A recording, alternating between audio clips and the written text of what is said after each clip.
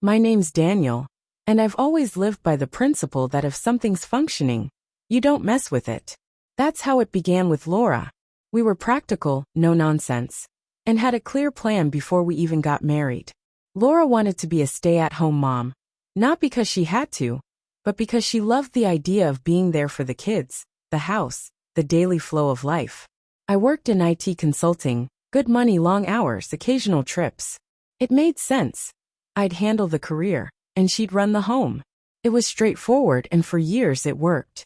I'd come home late to a warm meal, clean clothes, and sometimes a little note from Laura on the counter.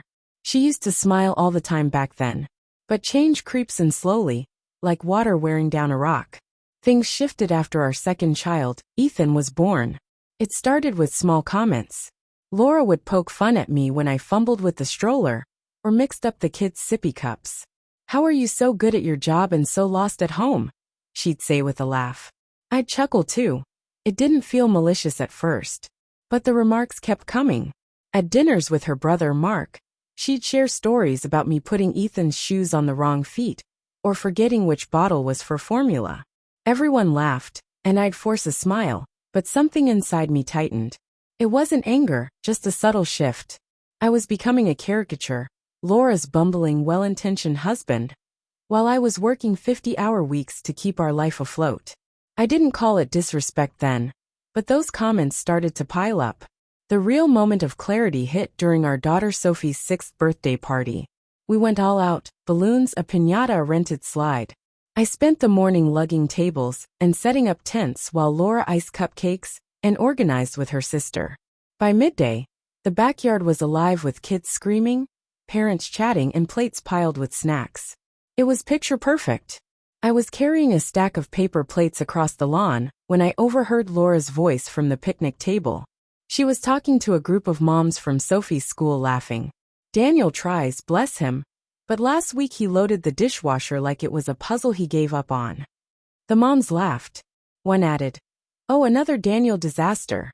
Laura kept going. "I swear, he asked me if you put socks on before or after pajamas. That was yesterday." More laughter. I stood there, plates in hand, frozen. It wasn't just the words. It was how easily she shared them. Like I was a running gag everyone knew except me. Later, after the guests left and we were folding chairs, I said, "Can you not make me the punchline in front of people?" She looked surprised. "What are you talking about?" I explained. "I don't want to be the clueless guy in every story you tell." She gave a half smile. "Oh, come on, it's not serious." But that was the issue.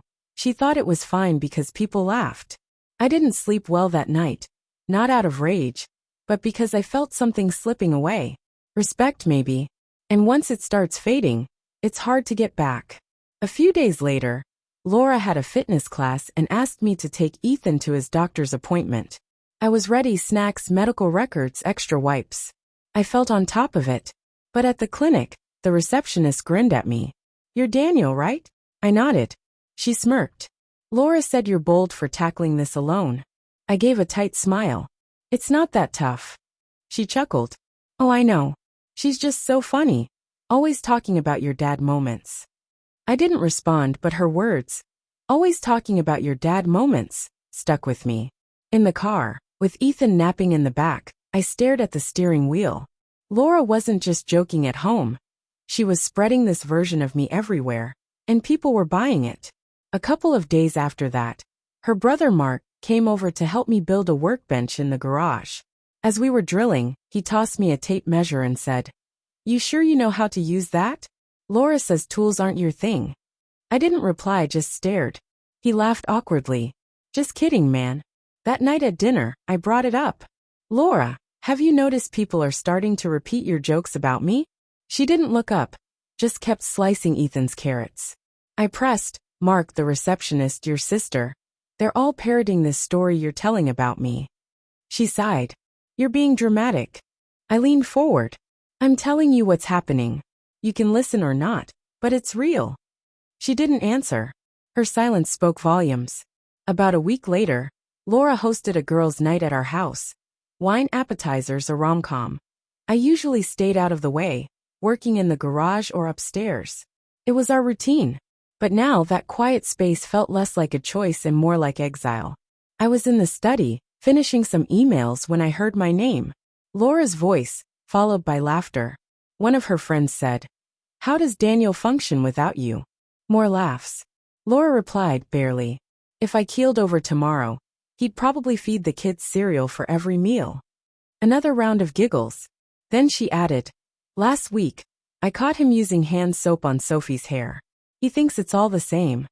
The laughter swelled, and I just sat there listening. No defense, no mention of how hard I try, just more jokes at my expense. I didn't barge in or make a scene. I waited until they left. When the house was quiet, I was in the kitchen, scrubbing already clean dishes. Laura walked in. "You okay?" she asked. But her tone felt more like a challenge than concern. "What's that mean?" I shot back. She sighed. "It was just jokes. You're taking it too personally." I set the sponge down. "I take respect personally." My voice was calm but firm. "You're blowing this out of proportion," she said, leaning against the counter. "No," I said, shaking my head. "I've just been ignoring it for too long." She started to speak but stopped herself and left the room. That night I packed a small bag, just clothes and my phone charger. No theatrics, no note. I walked out, drove a few miles and checked into a motel. I slept deeply for the first time in months. The next morning, my phone lit up with a text from Laura. "Are you actually sulking? Come on." I stared at it. No worry, just judgment, like I'd stepped out for a tantrum. I typed back, "I need space. Don't text me tonight." Then I turned off my phone and tossed it aside. I stayed at the motel for 3 nights. The first was quiet. The second, Laura sent 2 texts, both along the lines of "you're being absurd." The third night, nothing. I thought she might have given up. Then the next morning, my phone rang. An unfamiliar number. I almost ignored it but picked up. "Daniel." It was Rachel, Laura's closest friend. "I know this is odd, but you need to hear this. Laura's falling apart. She won't admit it, but I've never seen her like this." I sat up. "Did she ask you to call?" "No," Rachel said. "She doesn't know I'm talking to you. But she's barely eating, snapping at everyone." I told her she crossed a line. She didn't mean for it to go this far. But I think she gets it now. She's been telling those stories for years, thinking they were harmless, and she's seeing they weren't. I let out a breath. "She thought I'd never leave," I said. Rachel paused. "I'm not picking sides, but if you care, and I know you do, don't wait too long to talk. She's bad at saying sorry, but this one's real." We hung up, and I sat there, staring at the motel carpet. That afternoon, Laura texted again. No sarcasm, just "I'm sorry." I didn't see it until now. I didn't reply immediately. But that night, I checked out and drove home. Not because she asked, but because I needed to look her in the eyes. When I walked in, Laura was in the kitchen, standing like she'd been waiting for hours. She didn't speak at first, just looked at me. No defensiveness, no smirk, just stillness. "I didn't know if you'd come back," she said quietly. "I wasn't sure either," I said, dropping my bag and sitting at the table. She stepped closer, hesitant. "I'm sorry," she said again. Her voice was steady but soft. I thought it was funny telling those stories, getting laughs. I thought it made us relatable. But I never asked if you thought it was funny. I leaned back. "I don't need constant praise. I just don't want to be the joke at every gathering." She nodded, eyes down. "You're right. I hadn't expected that. Not just the apology, but how it sounded, like she'd wrestled with it and lost." She looked at me. "I kept going because you never said anything. You seemed okay, so I thought you didn't care." "I got tired of acting like it didn't bother me," I said. Silence settled between us. Then she asked, "Can we try again?" Not to erase what happened, but to do better. I didn't answer right away. I needed to believe her. Then she pulled out her phone and showed me a note titled "No More Public Jabs at Daniel." It listed things like no mocking his parenting, no stories about him to friends or family. She said, "I've been adding to it whenever I realize something I shouldn't have done." I was caught off guard.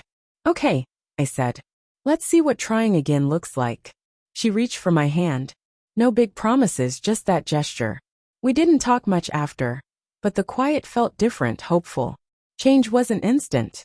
It came in small steps. A few nights later, we had friends over for dinner. I braced for the usual jab, but Laura didn't go there. She asked about my day, listened without cutting me off. When a friend made a quip about husbands dodging chores, Laura just smiled and said, "Daniel's been great with the kids lately." I'm lucky. No nudge, no hidden dig, just a statement. After they left, as I stacked dishes, Laura handed me a coffee mug. "I saw you waiting for it," she said. "I could tell." I nodded. "I'm trying," she said. "Not just to fix this, but to see you better." It wasn't a movie moment, but it meant something. Over the next weeks, I noticed more. No eye rolling when I helped with chores, no redoing tasks I'd finished. If I put Ethan's shirt on backward, she fixed it quietly. If I made dinner, she ate it without commentary. One morning, I found a sticky note on my laptop. "Thanks for keeping going, even when I didn't notice."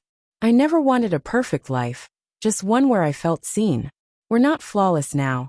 We argue, we mess up. But Laura listens when I talk. And when she laughs, it's with me, not about me. People say love holds relationships together, but that's only half the story. The other half is what you stand up for, what you don't let slide. I'm glad I left that night. Not to punish her, but to stop punishing myself. And when I came back, it wasn't to return to the past, but to build something stronger.